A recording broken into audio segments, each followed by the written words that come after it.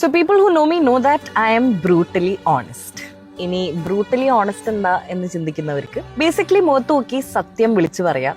അതിന് യാതൊരുവിധ മടിയും കാണിക്കാതെ, ഒരു ഷുഗർ കോട്ടിങ്ങും ഇല്ലാതെ, ഒരു ഭംഗിവാക്കും ഉപയോഗിക്കാതെ, കാര്യം എന്താ വെച്ചാൽ അത് തുറന്നടിച്ച് പറയുന്നതാണ് ബ്രൂട്ടലി ഓണസ്റ്റ്. ഇതൊരു നല്ല കാര്യമാണോ അതോ ഇത് മാറ്റേണ്ട ഒരു ക്വാളിറ്റി ആണോ എന്ന് ഞാനും ഇടയ്ക്ക് ചിന്തിക്കാറുണ്ട്. ഇപ്പൊ ഒരു ഫ്രണ്ട് ഒരു ഡ്രസ്സൊക്കെ ഇട്ട് വന്നിട്ട് എന്നെ കാണിക്കുകയാണ്, ഇതെങ്ങനെയുണ്ട്, നല്ല ഡ്രസ്സല്ലേ എന്നൊക്കെ ചോദിക്കുമ്പോൾ ഞാൻ ഇങ്ങനെ നോക്കിയിരുന്നിട്ട് എനിക്കത് രസം തോന്നിയില്ലെങ്കിൽ അയൽ സേ എടാ പോരാ, ഈ കളറ് തന്നെ സൂട്ട് ചെയ്യുന്നില്ല.